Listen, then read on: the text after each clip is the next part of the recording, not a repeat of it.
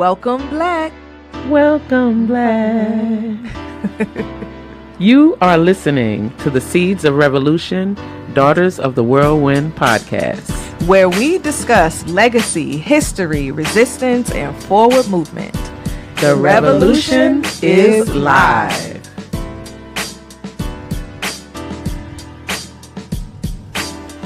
Hey, and welcome everyone to another episode of Seeds of Revolution, Daughters of the Whirlwind podcast. I'm Dr. Asantewa Sunni-Ali, and I'm repping for my sisters, Aiyisha T, Obafemi, and Princess Mdaiyah Yisrael. You are not seeing our normal intro because we had quite the technical difficulty in recording this episode. However, we are immensely proud and excited to bring part 2 of Growing Up Sunni-Ali to you. This is the third generation of Sunni-Ali, and when I tell you, they are bringing it, okay? So in addition to introducing you to our guests today, Tehura Ama, EzeSunni, Diamond Jackson, and Khal, I also want to give a shout out to all the July birthdays, including our very own Aiyisha T, Obafemi, Princess Mdaiyah, and Khal, and so many others. I won't even begin to name names because I don't want to leave anyone out, but much love to all the July birthdays and happy Black August to come. Buckle up. This is going to be an amazingly dope episode. We wanted to talk to you all about just what it means to carry on, not this name, the legacy of Sunni-Ali. And so, as you all know, and maybe you could speak to what you know about how the name came to be or how our family came to have this name. But I know that you at least know that your grandfather chose it. And so that in itself is really significant. And we spoke to this in the part 1 episode, how powerful it is for a young Black man. He was in his 20s to make that decision, like in the late 1960s, 1960s America, to decide, I am going to rename myself, the name of an African king. So the first question that I have for all of you, and, you can go in alphabetical order, you can go in age order, you decide. What does the name Sunni-Ali mean to you? Let's do age. I'm going to go first. I knew she would say that. That's that second born stuff. What does the name Sunni-Ali mean to me? It honestly means so much. But what I will say is that it's powerful and strength backs it, because I know who it comes from, who gave us that name and why. So I would say that it has so much history, so much Black history, so much us history. Yeah, and I just think it reminds me of just powerful matriarchs and patriarchs.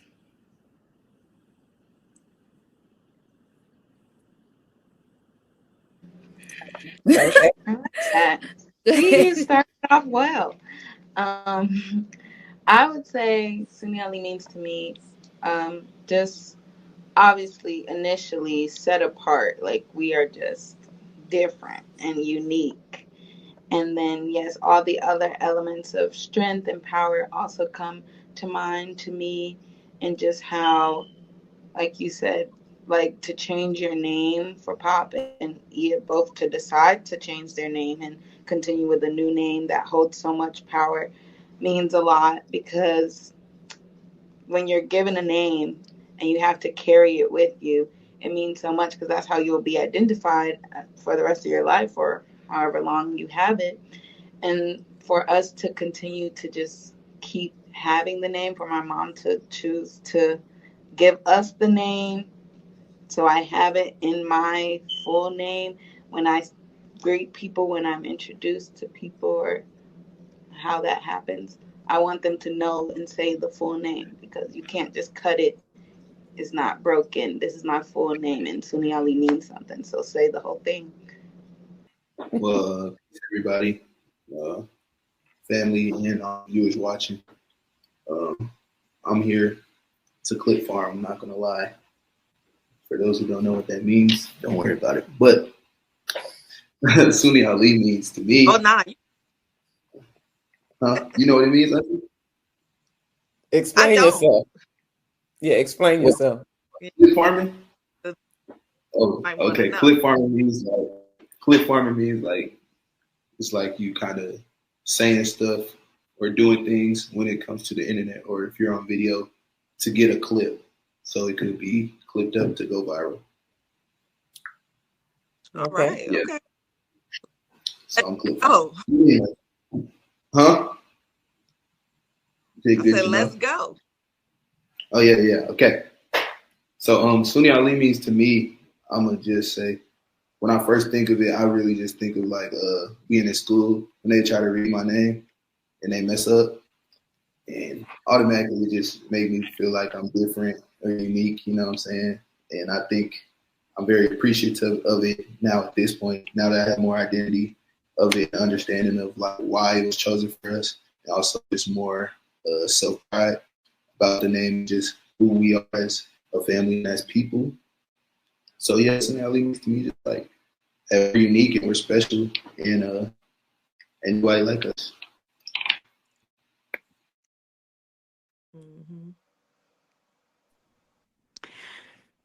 To me, the name Sunni-Ali means like it shows a lot of pride within yourself, because he picked that name himself, so it shows that he has a lot of confidence and pride, and then it just shows strength and unity and love to me. Yes. Yeah, I love that. Ooh, trying to think. Okay, so we talked about what the name means to you. What does it mean to you to be a grandchild of Bilal Sunni-Ali? Whoever wants to go first can.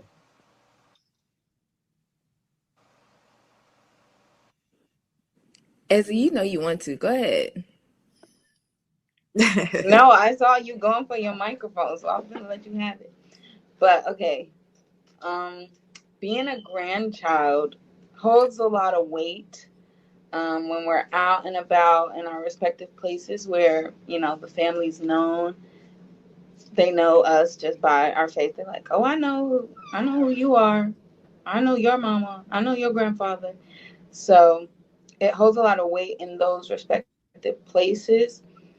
And I know that as I'm walking around or talking to people, it's like they're looking at me in a certain way. Like, and I would hope it's prideful and like just being proud and happy to even be in the same space as us. That's what I always feel. And then when we're not in those spaces where people know us, I just feel like another sense of responsibility when it comes to representing for Pop and Iya. And most times, any chance I get to bring them up, drop some little anecdote about them, I will. I'll go, yeah, my grandfather did this, my grandmother did that. Oh, what's my name? Sunni-Ali? Okay, I'll tell you.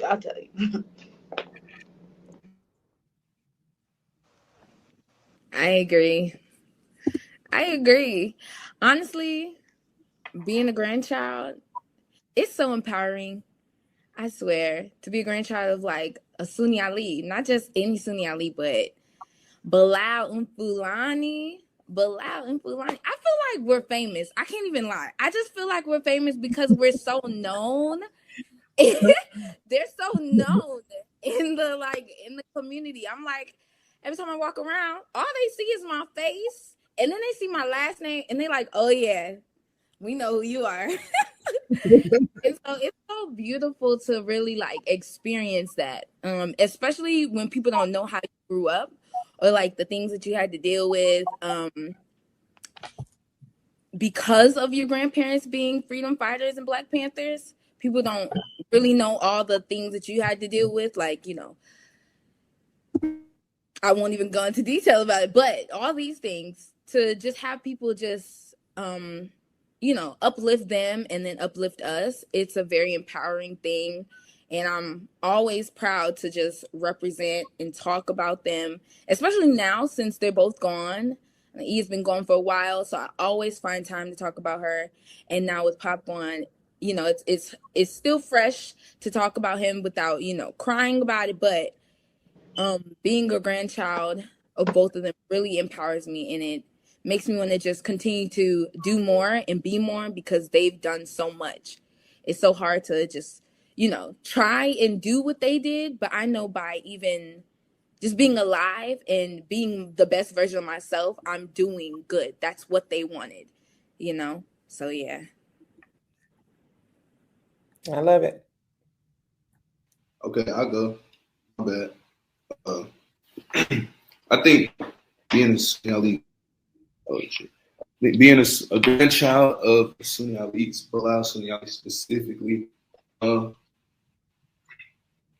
embrace it a lot more.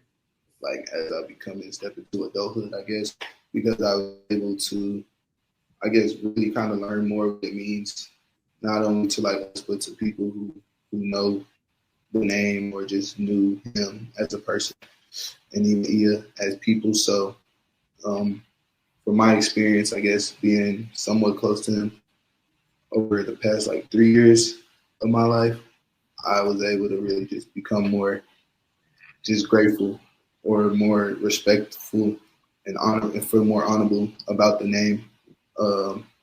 Going to New Orleans and stuff, like I feel like everybody just know them. It didn't matter. Like my only experiences with New Orleans before going with Pop to the Jazz Fest were just like regular, but then once I did go, it made it feel like New Orleans was home. So like I think that speaks volumes, because I was just there. Like for me at first it was just a trip with my grandfather, but then it turned into like a whole nother community thing where it's like people that I feel like I know now because they are embracing me just because of my grandparents. So, I'm grateful for it, and I think it's really cool. And as I get older, more I kind of like subconsciously have no choice but to like do like great things or feel like I gotta do like a lot of good stuff just because of that. Like it's like a good pressure in a way to have. Like it's an aspiring type of pressure that I feel I get, when I think about it being a grandchild.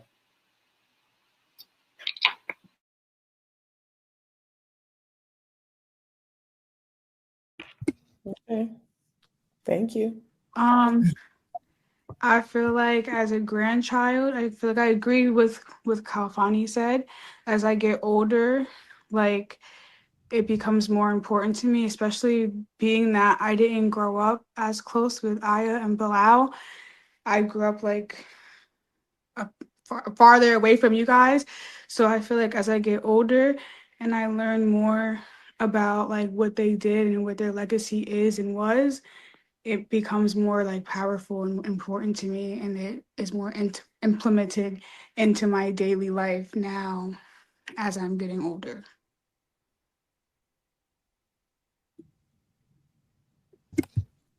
Nice.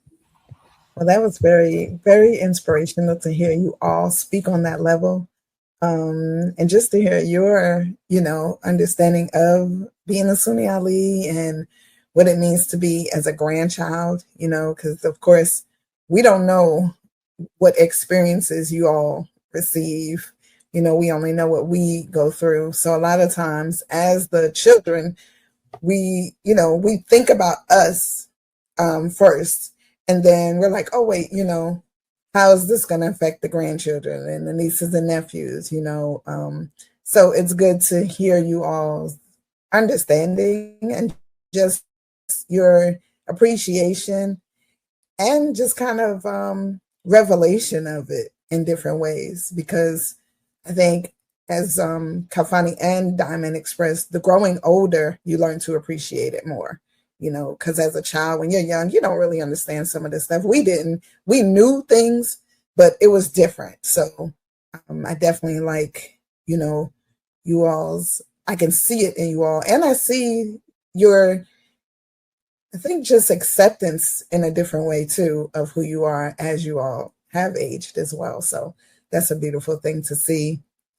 I did want to ask, so the next question would be, what values or lessons have been passed down to you through your family's movement work?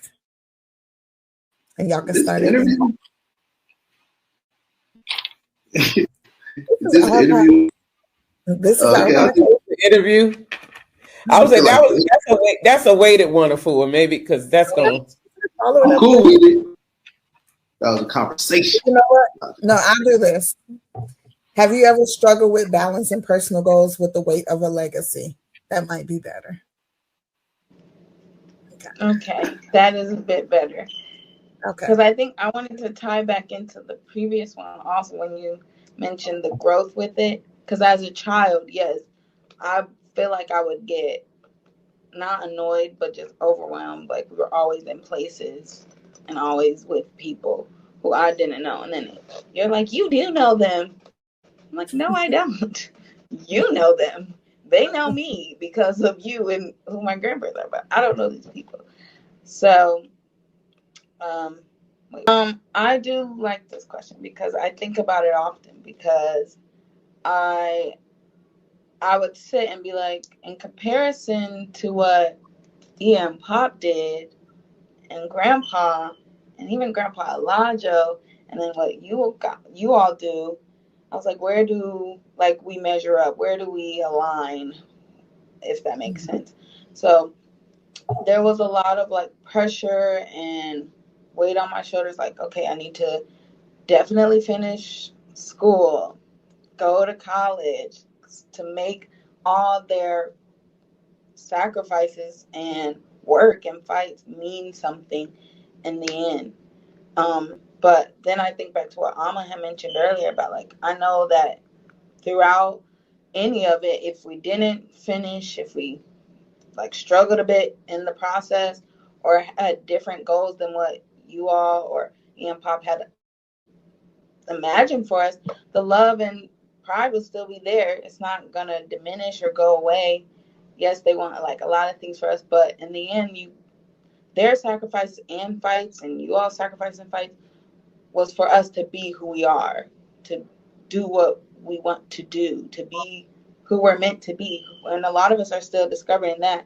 So as I'm getting older, I have a bit more lax mindset about it. It's not so much weight, but definitely in high school and when I was at Spelman that one year, I was like, "Ooh, yeah, I got a lot of people to make proud and show up for, really." Mm-hmm. Yeah. Yeah, I agree. I don't know. I see you was finna go on, but I'm gonna say, I definitely feel the same way. In ways, I was feeling like it was tough to balance, because the question was is it tough to balance it, or how do you balance it? What was it? It was something like that, right? Yeah, basically it was what struggles do you struggle with balancing, the legacy and with your personal life? Right. Yeah. So yeah, the first thing that came to my mind, I think, school was the thing for sure. I think it wasn't necessarily a struggle to balance it, but it was a big. I feel like it was a big thing subconsciously. Like I said, growing up, school is just we had to do well, and I think that just came naturally from whatever y'all grew up on and what y'all were taught. It automatically went into like how you guys parented, or like specifically you parented and told us like how the importance of school, because we was representing something bigger than ourselves. So I think that was one thing. But then for me, coming into adulthood, when I started finding like other passions, like for example, when I was doing like content stuff, I just I paid attention more to what I was doing, because I knew I was representing more people than just me. Like, you know what I'm saying? I was already doing public content that was like a little, you know, it could be questionable in ways, but like I wasn't going to certain extents simply because I knew I was holding more weight than like maybe my peers, or, you know what I'm saying, somebody else who I was looking at.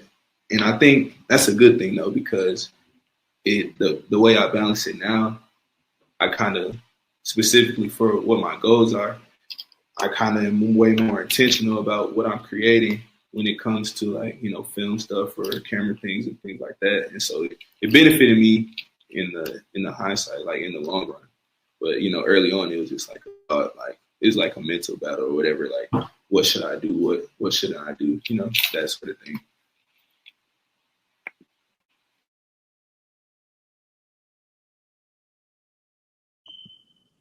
Yeah, I agree with Kafani and Ezzy a lot, especially being the oldest. Not just the oldest child, but the oldest grandchild. I mean, I guess there's others. Let me not act like that. But being a part of the older grandchildren crew, it's a few of us.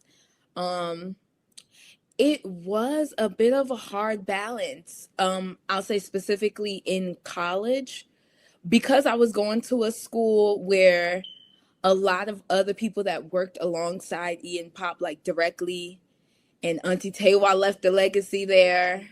And you know, just that whole entire legacy. It was kind of heavy at times, because I wanted to do my best every single time, and when I was failing, it was very, very hard on my mental a lot of times, because I was just like, it's not portraying what I'm trying to represent here and what I'm trying to help build in our legacy. Like, I'm sure they wanted us to add to it, or at least that's what I was thinking then. Like, they want us to add and give some, you know, add some more, give more to the legacy. And so when I did not give my absolute best at times, it felt like I was kind of failing them. So that did take a lot of toll on my mental.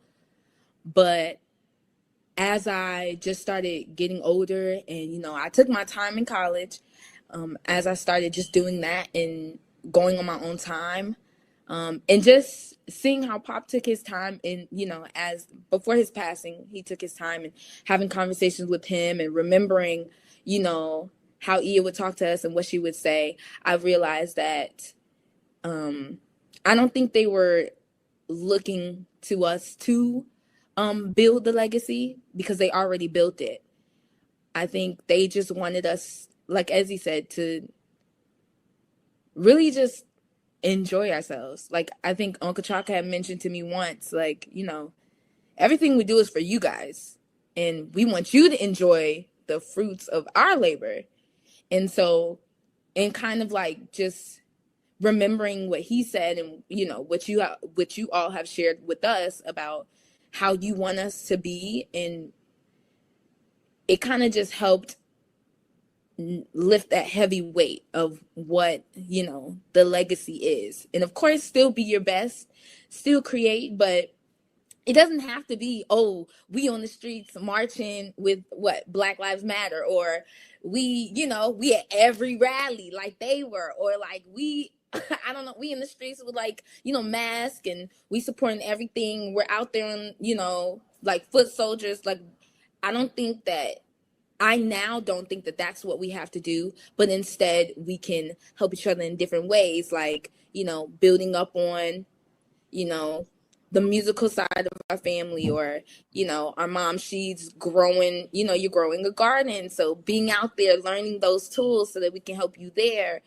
or babysitting our cousins, or, doing hair, helping each other, just feeding back into the family. I think by finding our different ways, we're helping the legacy. By helping the family, we're helping the legacy.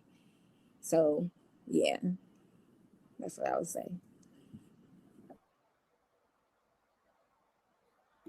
Very important. Yes, do my hair often. Thank you. Yes, our family. But it's generational though, because mommy did ours, then Aiyisha was ours, then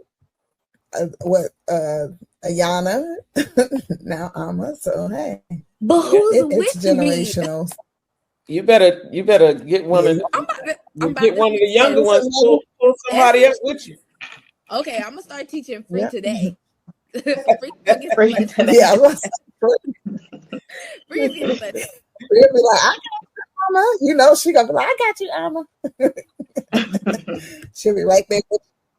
So I'm really enjoying this conversation because it kind of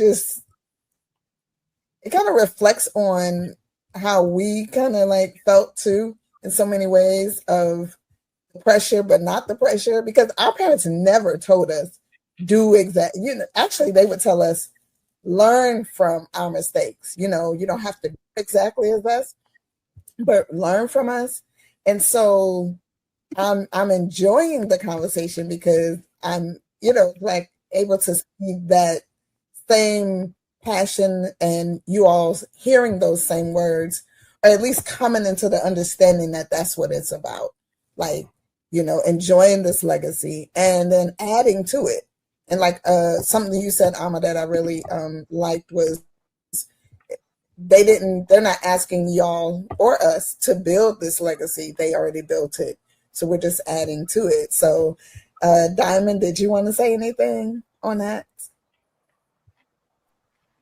I agree with everyone said when they were like, it adds like a level of like, not like necessarily stress, but like pressure to do like really good, because like all that they did, it just makes me feel like what am I doing to like equate to that?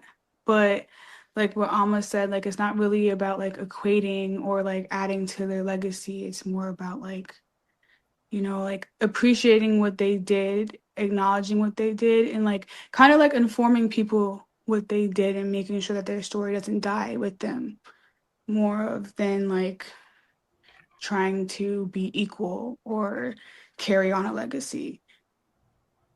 And y'all will carry on the legacy by doing what it is that you need to do. And that's how legacy doesn't mean the same thing. Legacy continues to grow in whatever form that it grows into. So yeah, you don't have to be just like them. They wouldn't want you to be just like them. They want you to be better. And that's saying that, not even putting pressure on you, but it's just saying be your best self at all times, whatever that looks like. And that is the continuation of legacy. So y'all are doing that. So just keep doing that. Yeah. All right, Shargazi, don't have us crying in here now. Thank you, Auntie. Thank you, Auntie. The wisdom of the elder. I think as I got older, that was starting to be told more and shared more and understood more. Because even like, I think another part of carrying on the legacy is knowing what it means to be African American in this country today, knowing the different people who came before us, who fought before Ian Pop, before all these, like growing up having Marcus Garvey, the picture of Marcus Garvey in Ian Pop's house. I personally thought he was a relative. I don't even remember if they told us who he was. He is. That was Uncle Marcus. Right, Uncle Marcus. Right. So, and then you run into people who don't even know who Marcus Garvey is. I'm like, you don't know. And I'm like, oh, okay, my grandparents, they raised me right. I know my black self. Okay, so I think that's also part of carrying on the legacy. No, not being lost in what is happening with African Americans in today's time and still having something to tether us back to what came before us, which I love. I really, really love it. Yeah. Yes, him and Malcolm X. I swear down, I was like, oh, I'm gonna marry Malcolm X when I get older. Whole time Malcolm X is here. I was so convinced. I was so convinced. Wow. Now that's something. First time hearing that one. Okay. Right. Wow. Okay. Marry Malcolm X. Well, I mean, I guess you were little, so you didn't know that I was young. he was an old man and he wasn't even here anymore. But you know, it's innocence, and that's so like dope revolutionary. You know what I'm saying? Like you're looking at Malcolm X's picture, like, oh, I'm going to marry him one day. And not even understanding the true complex of who he was, but equating that he was important because he was in your grandparents' house. Like, that's dope, you know? Like, it's new to hear, but it's definitely a dope realization. So that's cute. That's cute, girl. And I know Kalfani, he'll edit this part, but I know we weren't trying to make it so interviewee.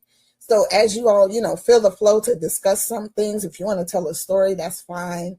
We're not really, we do more interviewee, of course, with people we don't know. So we don't want y'all to feel like this is a interview.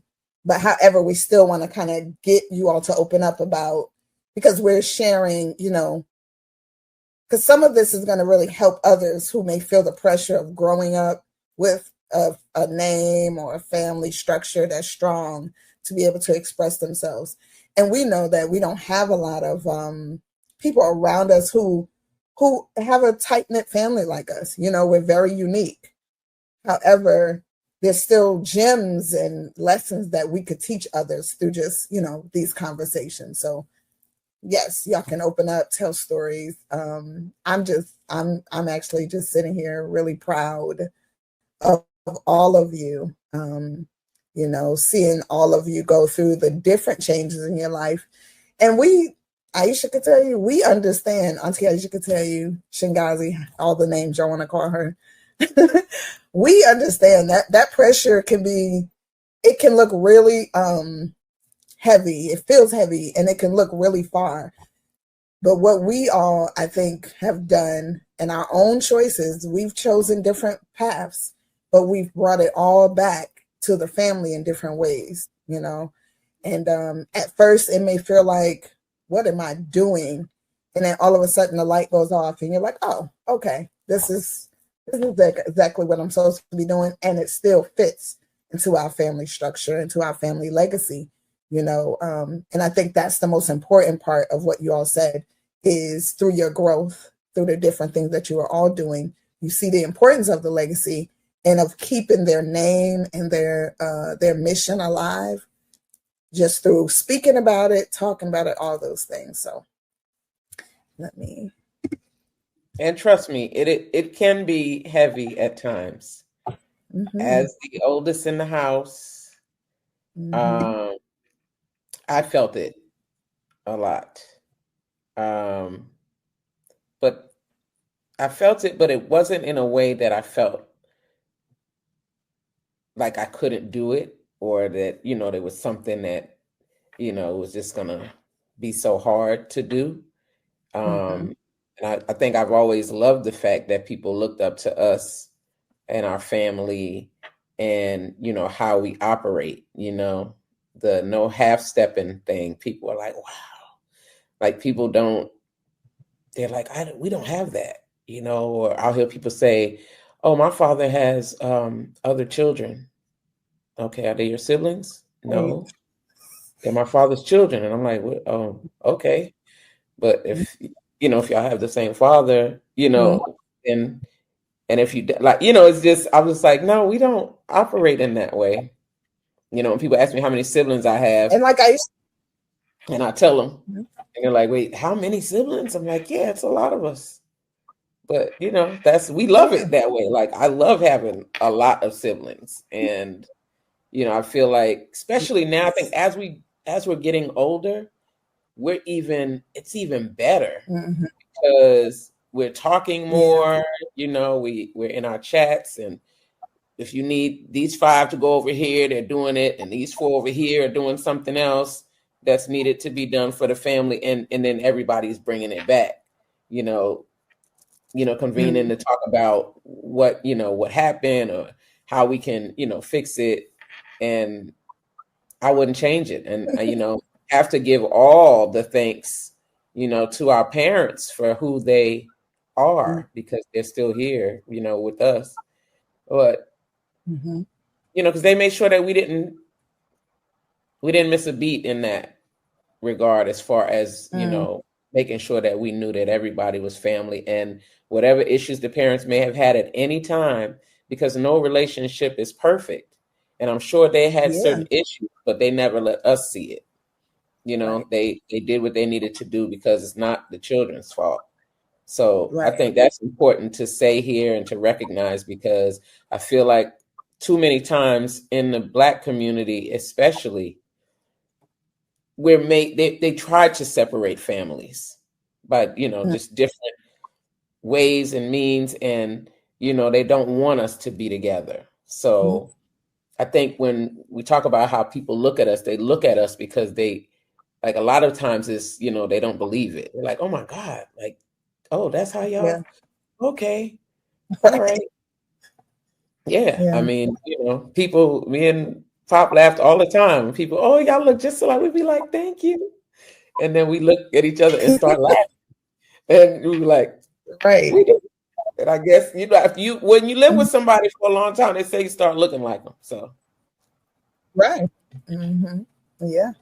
We do look alike. And I wanted to say, I want to just a little, like, come back with what you were saying, Aiyisha, about even if it's like we have siblings who don't even share a parent at all, and I think that's, people don't understand that. Like we don't, it's just never felt a separation. It's always felt like we're just one family. People be like trying to figure it out. So your dad, oh wait, your mom had 16 children?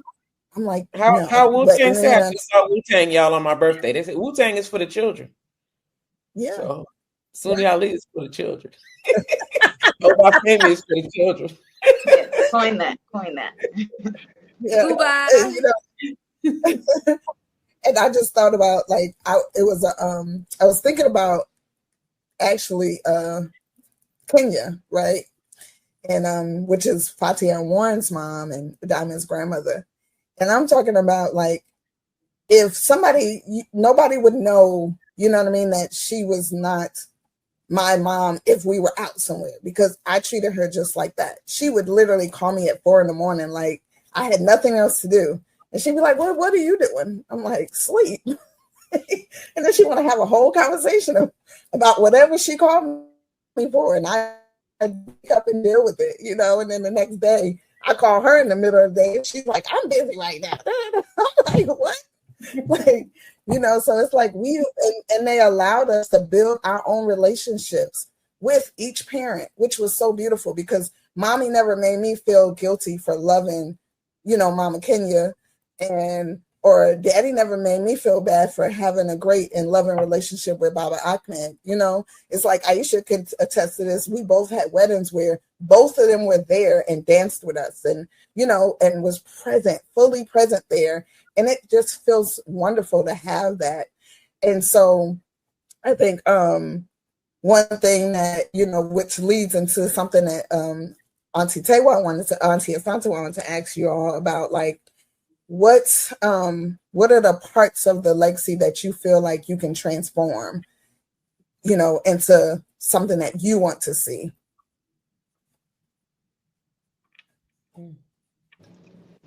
That's loaded. I was gonna say, but I got an answer. Go ahead. Okay. It's so many things, but I'll say the musical aspect of it. We are so musically inclined. Even if you can't sing, you can do an instrument. And if you can't play an instrument, You can dance. Like, it's some type of music that all of us can do. And so I personally wanted to build on that, and become an entertainment lawyer, and just find ways to like implement music into my life, and also figure out a way to help the family with that. If I go into law, I can help my family in any situation. There's so many things out here, and so many, reasons and ways that they try to, take us to court, or they try to, there's police brutality, all these things going on, civil law, like, and to specifically go into entertainment law, I want to keep that connection, because I feel like music is that connection that I have with Ian Pop and the entire family, but definitely Ian Pop, with Ia being a singer and Pop being a musician and singer too. And songwriter. And songwriter. Listen, Pop was doing it all. Okay. So, I sing myself, but I wanted to try a different pathway. So I was like, let me do this. I like to argue a little bit. So let me go ahead and a lot of it. A little bit. Tied to the music, maybe one day I'll start singing on a serious wavelength. But also another one that I wanted to build on was just the knowledge of Africana history. Like, I had to be like my auntie Tewa, and I had to go to Georgia State and get my degree in Africana Studies.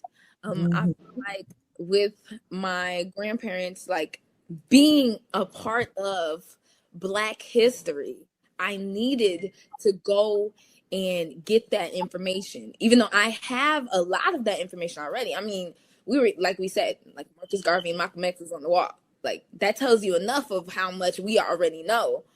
But really taking initiative to go and learn and do that and master that. Or I didn't get my master's, but to master that. Not yet. Okay. To master that and go to school and learn under people that were also working alongside them was something that I wanted to just continue on and build on.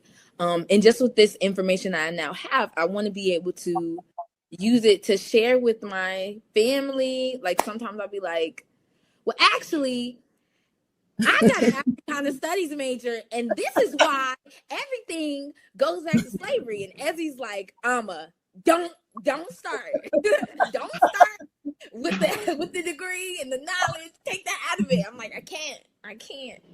But that's another one that I wanted to just really use to push forward with, like, just having that information, having that history, and then teaching it and passing it on to, the generations to come. If I have children, then they would have that information. If my siblings they'd have that, and then so on and so forth.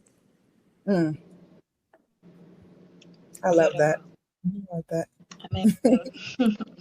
Yes. And before you start, Ezzy, just because we did this on our last show, but our my daughter and of course the niece of Aiyisha and Asantewa, Dr. Asantewa, the one we talked about who graduated recently, is Tehura here. And so that's why she's talking about her law degree and all these things. So we are definitely proud of you. My bachelor's degree, soon to come law degree. Soon to come law degree. Yes. We are definitely here for it, and no pressure, because we understand that it is heavy. But what we understand too is, like you said, take your time. And that's one thing we know Pop did. If you had a conversation with him, you better have time to sit there and listen, because he was going to take his time, which meant an hour, 2. It didn't matter. He didn't care what you had to do. Might be prepared. Exactly. But go ahead, Ezzy.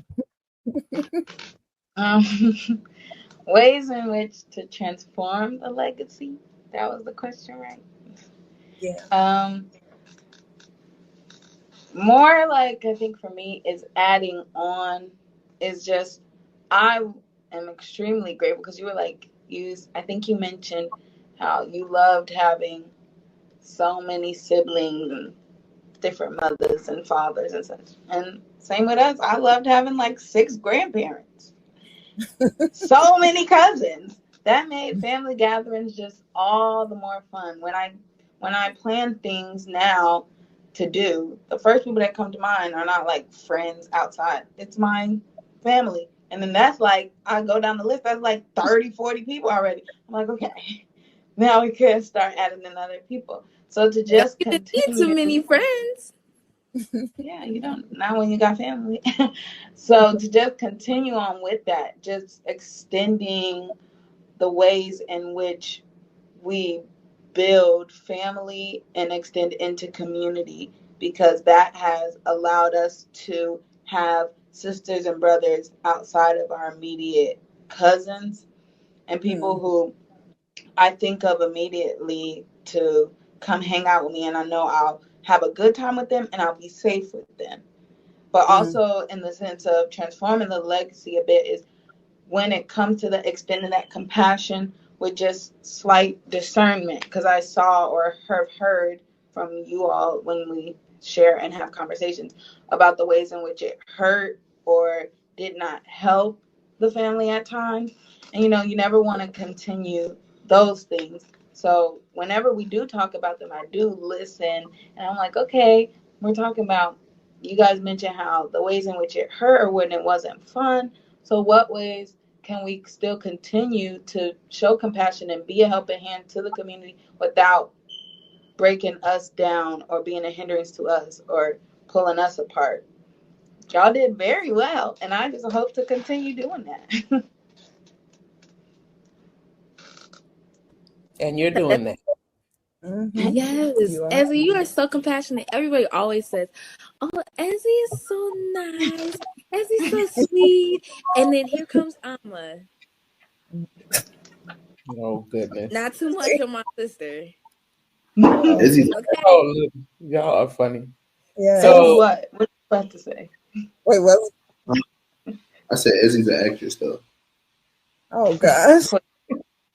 so before we continue before we continue on, I did want to just say really quickly, because Camilla couldn't be on with us, but she wanted me to just share something that she always she said, like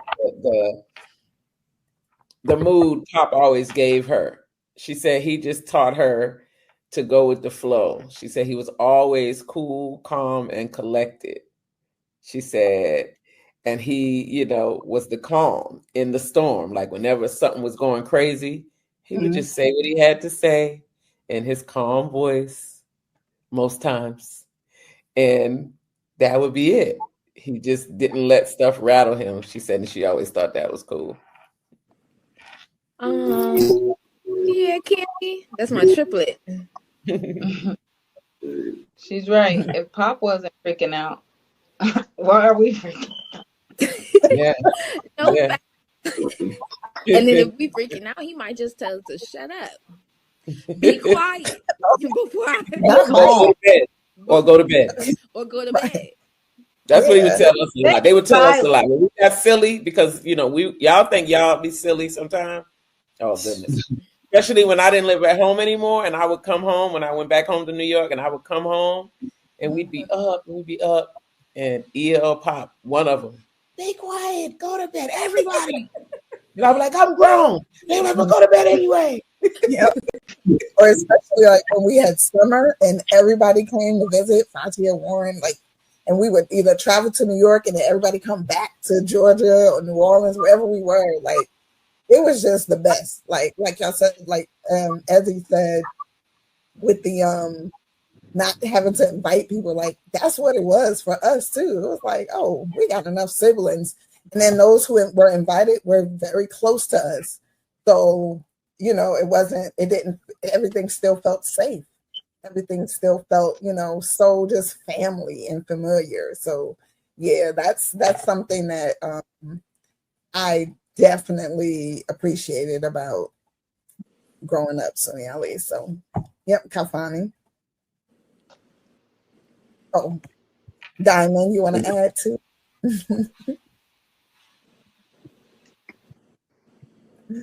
You're on mute. I was still trying to think of what to say. Okay. What would I transform? I think what I was thinking about, like as everybody was answering, not that I was looking for something different, but I think even when it just came to my head, I kind of would piggyback a little bit on what I said, like the music side, but more so just like the, in a sense, entertainment side, or like that side of the legacy, because I always hear the stories about like the great things that all of our grandparents did on their sides of their passion, like outside of like their creative passion, outside of like, you know, their passion with the work for the people, was like, you know, their travel and experience with touring and just playing music with their friends or their peers. Like, I think that's something that they probably like really, really value, but they sacrifice that part of their passion to do for the people, which, you know, it was like something more that they probably like valued in that time. And it was something more that was necessary, I feel like, for them in that time and for y'all in that time, because of just the state of the country and in the world and stuff like that. So they felt the responsibility. So they couldn't really like take that time and just become like, you know, bigger or more impactful musicians and stuff like that in that way. And then obviously the next generation, y'all still carried it on, but from a backseat in a more powerful seat in a way, like when it comes to music business or entertainment business. And I respect that a lot too.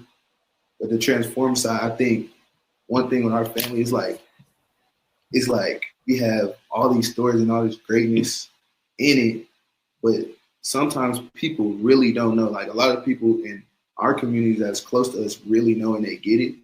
I think if I was to say the transform, it would be like giving more of a platform for our actual story to be told, like without it being like, I guess, another person in the forefront or anything of that nature. Like just telling our story, even if it is like, since I'm in the film, I think for me, I want to figure out ways to tell a story, even if it's in a creative way where it's told through something else and people may not get it. Like in a sense, like how Sinners was for Ryan Coogler, that story was really about like his uncle. You know what I'm saying? Like he was inspired by one of his uncles to make that story, and it was so impactful, but it was directly connected to his personal family. So like for me, I would kind of want to do things like that or something like that to where like the world could really feel the impact of what I feel or our family has through like some storytelling.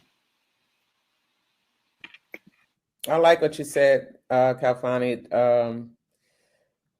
It made me think, because I used to say a lot when we were younger that I felt like our parents didn't do all that they necessarily wanted to do, you know, for themselves, because they were busy working on behalf of the people. And that, you know, it was very important to them to organize and, you know, to do everything that they did. And sometimes it felt like they were shorting themselves to me. Sometimes that's what it felt like. Right. And I don't know, like I think it really it worked though in the best way, because like when I think about, like I said, y'all generation, like from all the people who were around in the community that were directly under like E and Pop, and then also their peers. So like from the Tupacs to y'all, like Auntie Aiyisha, Uncle Chaka, like Uncle Jeff, everybody still being able to like have an impact on the world through y'all career in a way, and y'all arts and passions of it still was like directly affected by them and their choice of making the sacrifice. So it's like a weird, I don't know, it's like they knew at the end of the day, like it still was gonna work out. Like, you know, it still affected the world in its own way. Mm-hmm. So, you know, I just be looking at it from both of those angles of like y'all two generations, and look at ours. And ours, you know, we are stepping out in our own ways now because we're like getting older. So I'm kind of just excited to see what we all do from like just all sides of it. Everybody's talented in their own ways. Like, you know, I'm speaking for my cousins that aren't on. You know, there's Tayo, we got Lil Jeff. You know what I'm saying? Like, all of us are doing good things. Mind you, Lil Jeff right next to me. So he's looking at me crazy.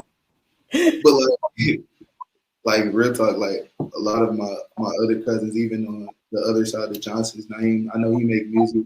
So it's just like a lot of us who do creative things, or things that like in that same lane that deserve to be highlighted in the way that you know the world could feel it. That's true, and that's so real. We're all definitely doing our own thing in different ways. Some of us decided to, you know, go to college and do it like really pristine kind of educational way. Some of us decided to take our own, you know, route and do it the way, you know, we want to do it, like Kafani. I'm sorry. What? But he's doing it. Nothing. But he's doing it. You know what I'm saying? Like, yeah, no, literally, we're all doing our own thing. Like, Camilla's making music. Naja just graduated too. Bilal is a teacher. Come on. Yeah, so many of us doing so much. I'm so proud of us. Wow. Yeah, it's a beautiful thing. Beautiful thing.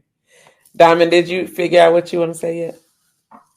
Yeah. Okay. I was going to say, I feel like me personally, I feel like I can transform it by like through art because like, you know, I don't really do the music thing. Like I sing, but I like to keep that to myself. I don't really want to share that with the world. And so I would say mainly through art. What?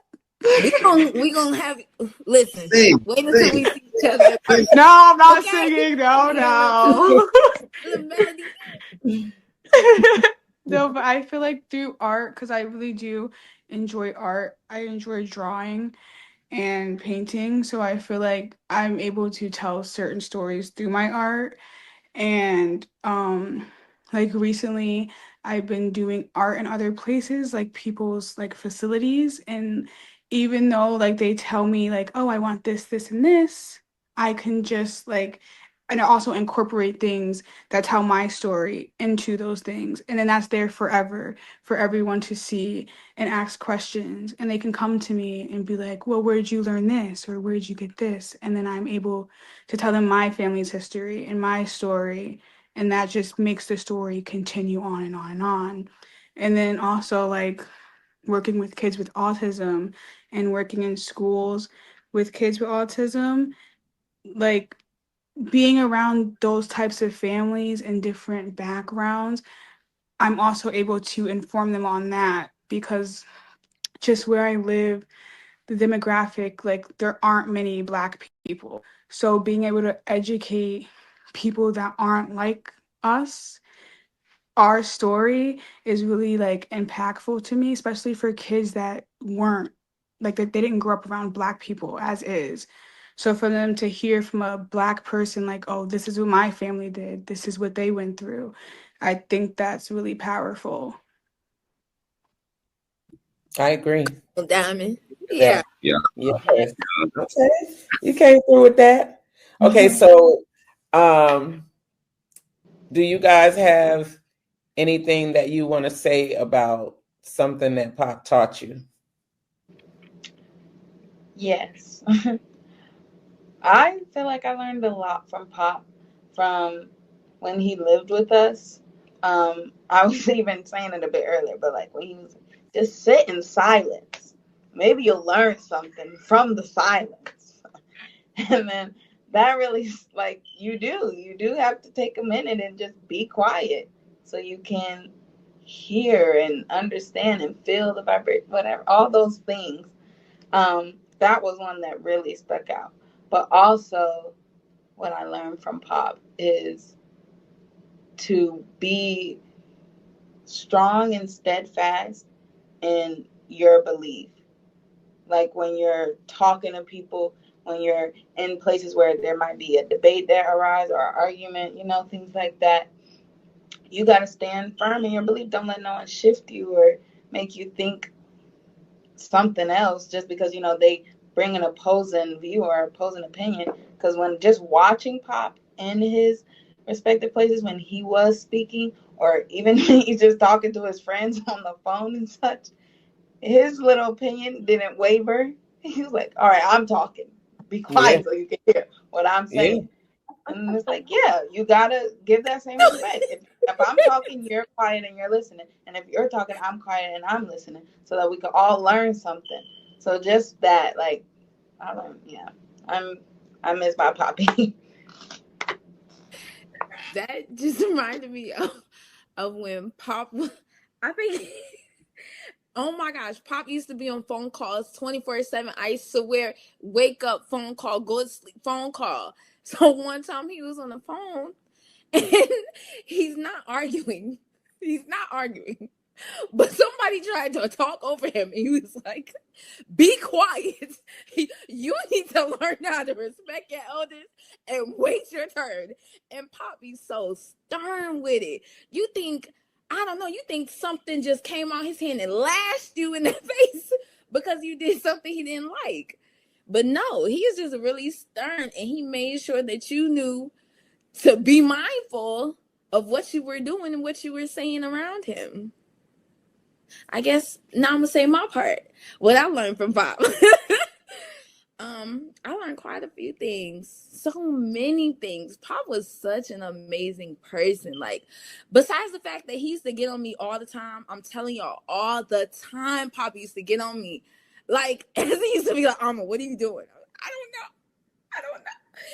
But one of the two things I'll share that I learned from him was doing things despite being afraid, despite like the emotions that you might be feeling, because he was a young man, a young Black man growing up in America at a time where they were being killed left to right.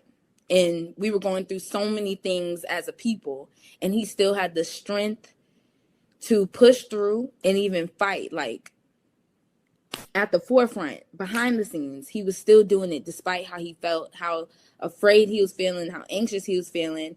And through his lessons and through his guidance, it pushed me to push past my own anxiety that I feel a lot of times when it's small things or big things.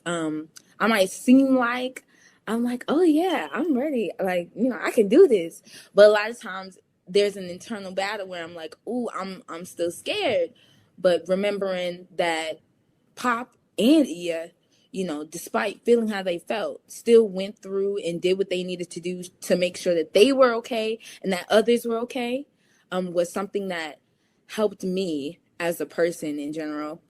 And then also having morals, having good morals. I'm learning as I get older that there are people with no morals out here.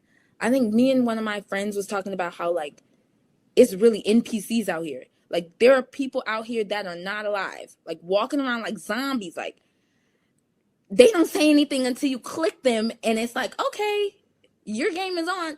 And they have no like positivity radiating from them. They have nothing, like no morals, no values, none of that. So I definitely learned that from Pop, you know, to have morals, to know what you're standing for, and to not let anybody waver, you know, not let anything cause you to waver from that. And I really appreciate that because, you know, growing up in our generation, it's a lot of people that just do what they do. And that's okay. You can do what you want to do. But growing up with morals definitely helped me become the woman that I am today, and I'm still becoming. So I really appreciate all that he's given me and all that Ia instilled in me as well with that.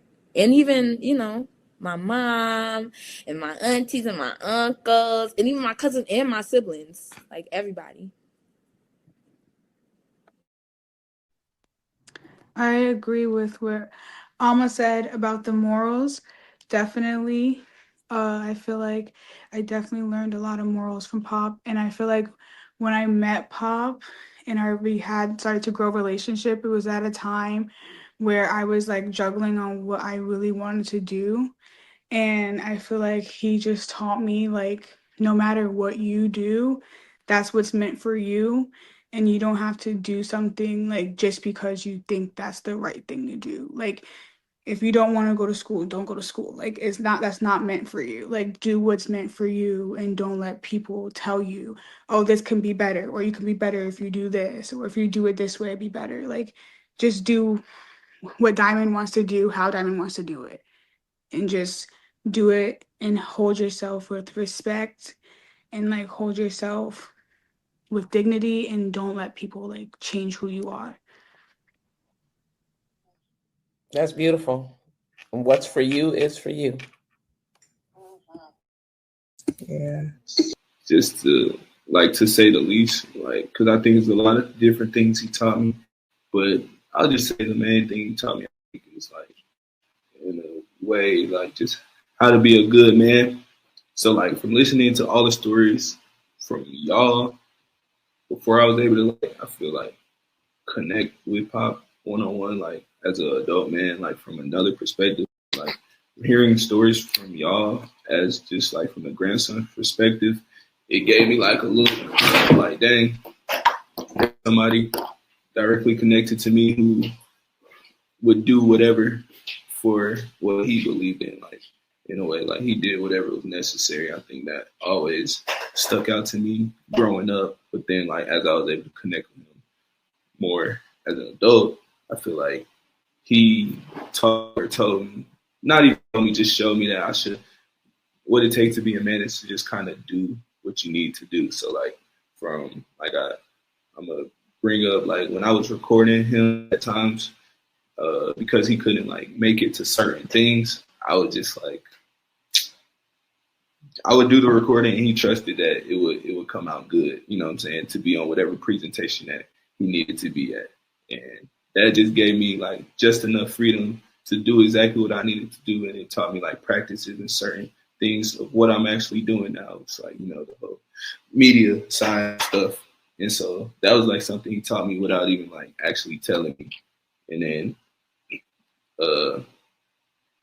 also even like with the trips to New Orleans with the Jazz Fest, I feel like the same thing. Like he was showing me, like he would walk us through the processes, like, you know, to do stuff. But once it was time to do it, it was not like a holding hand situation. It was just like, you know what to do, you know what I'm saying? And I think that's like valuable because it created like certain levels of confidence and trust in myself of doing things. And I think that's very important to have, like specifically when you're a man or a young man, because you got to make like decisions, and sometimes you're making decisions for more than one person outside yourself, and each decision may affect like a lot of people, and sometimes that's hard. So I think that's really important.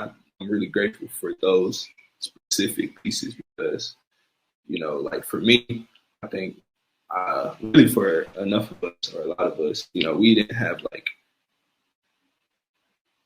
I don't want to, okay, nah, yeah, we didn't have like our fathers fully present in our lives. And so with that being said, like having our uncles as well at times was great for us, but you know, a lot of them were busy and they showed us different ways of how to be strong men or just strong people in general. But specifically for Pop, being that it was somebody that everybody looked up to in the family, it just held a little more weight to like get that from him, like on a one-on-one level for me. So yeah, I think that's one of the main things that he taught me that I appreciate the most. Okay, thank you for that. Beautiful. I have one. Ziki said, where's her message? She said, one of my favorite memories of my Pop is when he used to pick me up from Head Start. He let me sit in the front seat, and one time my little homework flew straight out the window. We just looked at each other like, dang, and kept going. He wasn't turning around. Pop did not care about that homework. He probably said you should hold on tighter to it. Right. He said he wasn't about to go back for it. I remember he even tried to teach me and my cousins how to play the recorder, and he actually had the patience as long as we weren't playing around. But the minute we started acting up, he switched and go full Bilal on us, for real. Still, I remember him sticking with me even when I sounded terrible. Later on, he started calling me Fuzzy Wuzzy. No explanation for real. I think a little kid had called me that and he heard. Lastly, his yawns. When I lived with him, his yawns were the loudest thing in the house. You always knew when Pop was tired. Poppy was just one of those people who made you feel safe, made you laugh, and definitely made a memory out of every moment. Ziggy. That's so sweet. Okay, so we have a segment called the Power Five. So I am going to say a word, a name, and you will say what's the first thing that comes to your mind. Sunni-Ali. Powerful. Family. I heard powerful. I heard family. Fulani and Bilal. Okay. Diamond, you're muted. Love. Okay. The next is Bilal. Spirit. Gentle giant. I was going to say that. What? Yeah, I think we all call him that. What? Strength. The father I never had. They said Fulani. Fulani. You can say more than one. Fulani. Mother. The mother. Clack it. Oh my God. I just think you. I ain't gonna lie. You say that.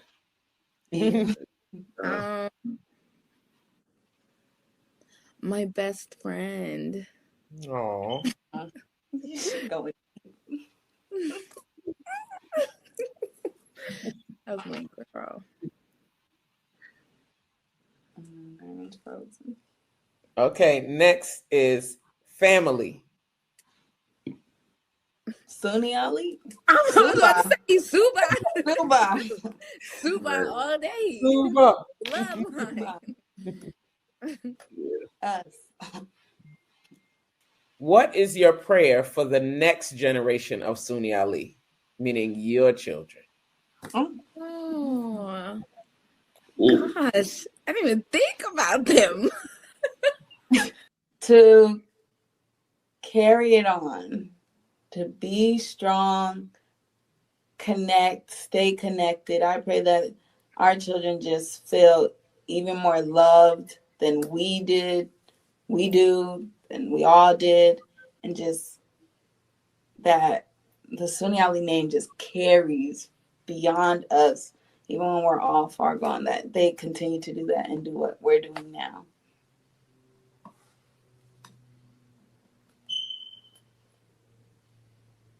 Okay. I pray for healing, or at least that they'll be healed and they can just be. I pray that they are able to find comfort in just living life, and being themselves to the fullest without any concern about what anybody else thinks or says about them. I hope and I pray for love in all forms for them, through friendships, through relationships, and even still through family. I pray for eternal connection. Okay, my phone is buzzing. I pray for eternal connection, because we have that, and my cousins feel like siblings. And so I hope that they also have that too. I pray for that for them as well. And I pray, that healing part some more. I really pray for healing. Like, I know trauma is generational. Emotions can be generational, and I'm working on healing myself. in the past traumas that came. So I hope that in the future they don't have to go through that healing process and instead can just be. But if they do have to deal with that they can really tap into that healing aspect and become wholly and fully themselves, full of love and joy and happiness.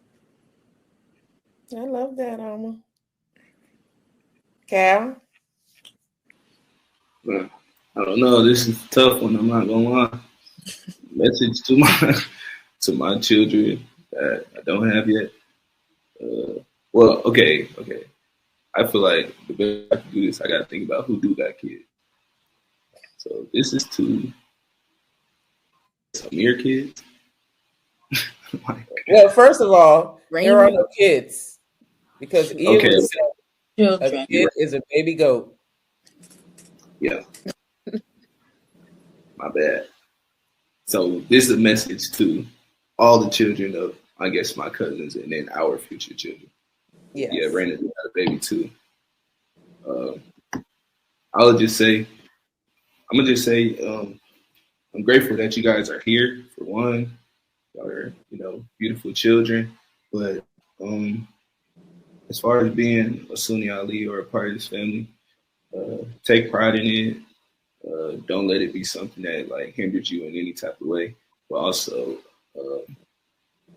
be yourself as much as possible because there's so many personalities in the family, and a lot of us, you're gonna look up to like a good amount of the family anyway. So, you're gonna pick up things from each person. You might want to be like, one or two or three of us, like probably me, but that's not the point. But like the main thing is be yourself because at the end of the day, it'll still be great. And, yeah. Ashe. Okay, so share y'all social media handles. Where can people find you?